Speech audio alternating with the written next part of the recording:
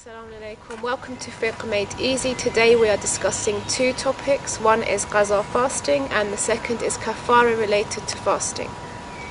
Assalamu alaikum. Wa alaikum assalam wa rahmatullah. Could you please tell us what qaza fasting is? Qaza fasting is to make up for a compulsory fasting that has been either broken or missed out. Okay. So what would kafara related to fasting be? Kafara is the penalty one has got to pay for that compulsory fasting that has been broken or missed out. And there's two kinds of it. Okay, could you explain the difference between these two kinds for us? Yes, there's a kafara for compulsory fasting that has been broken deliberately, intentionally, and one is that it's been missed out due to a number of reasons. So could you explain to us what kafara would be for a fast that we've deliberately broken?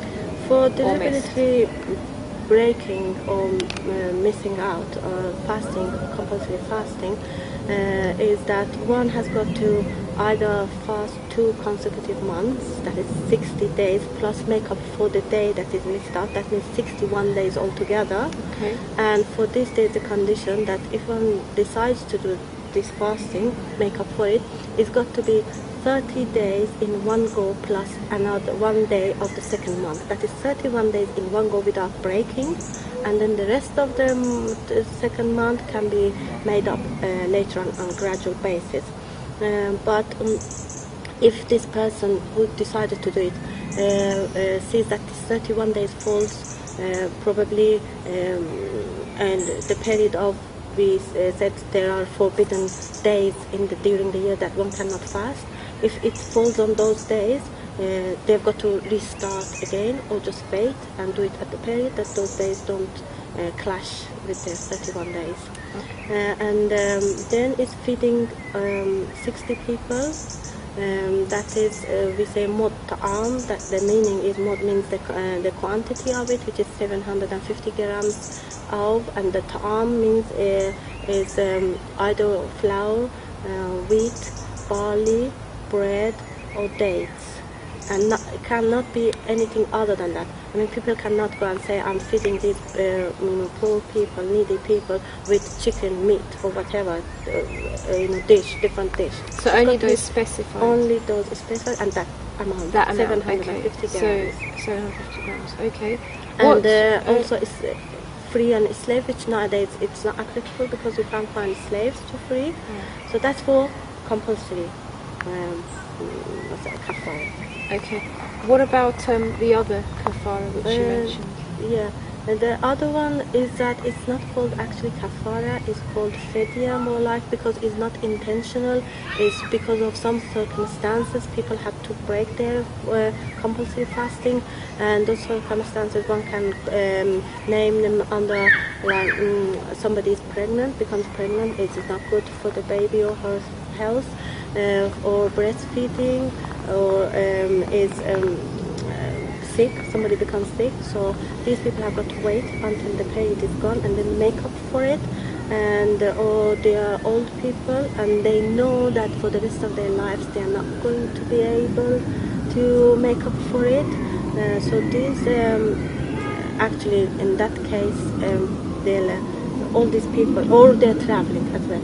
So these people make up for it after all this condition has been sort of come back to normal. If within, and these people have got to do this, fulfill it, that means do qaza fasting, before the beginning of the next fasting month, next year. Right, that is. If they go over that, then they have to wait past the next year of fasting month, and then after that make up for the missed out days, plus they have to pay a penalty, and that is only one for one per person, like 1 month per day that they have missed out, and that's called fidya.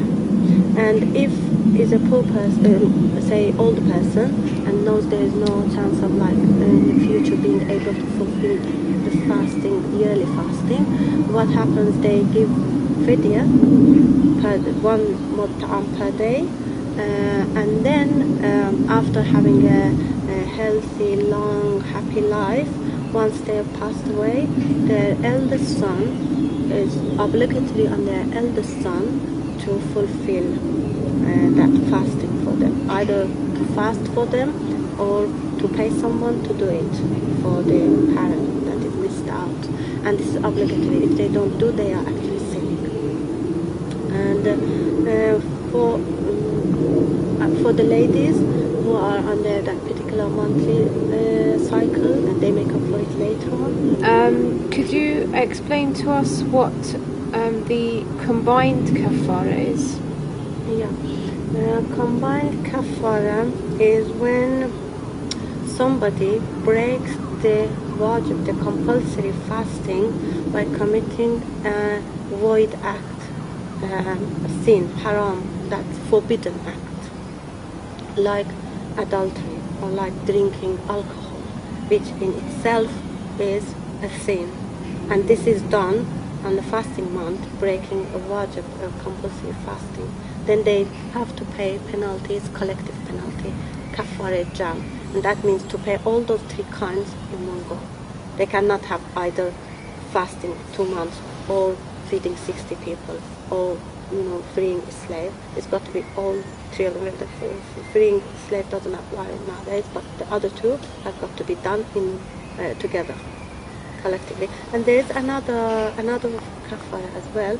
That is, if somebody is come now to do qaza fasting to make up for the compulsory fasting which is gone by, and on that day again deliberately breaks it, there is a kafara for that as well, and that is freeing a slave again, then feeding people, 10 people rather than 60 people which we had before, and also fasting 3 consecutive days rather than 60 days. So it would be 10 days of kafara and 3 days of fasting, rather than 61 days of fasting. This is to make up for the qaza of the qaza. I see. Okay. Was the fasting. There was one other point regarding to kafara.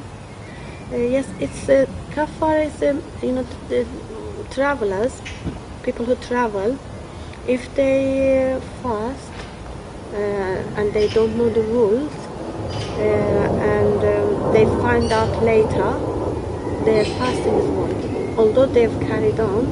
But if they find in the middle of their traveling is void, and they have to make up for it later. If they find that after they've finished the travel, it's fine.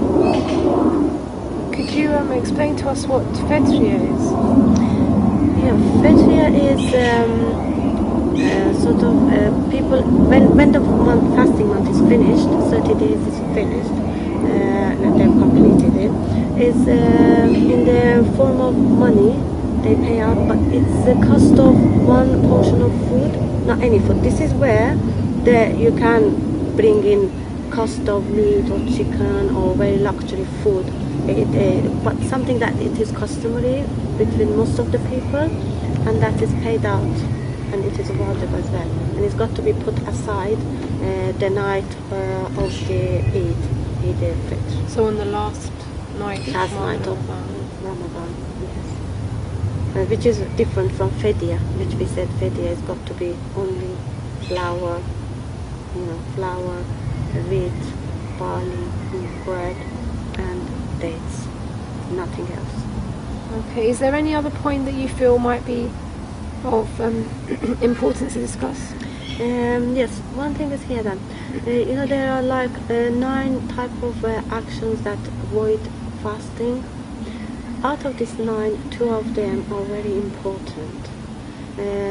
If one on a day that is compulsory fasting and breaks it deliberately, plus the person commits these acts, which is masturbation and having sexual relationship with their partner, and does this repeatedly on the day, for the number of the repetitions, there's kafara to be paid.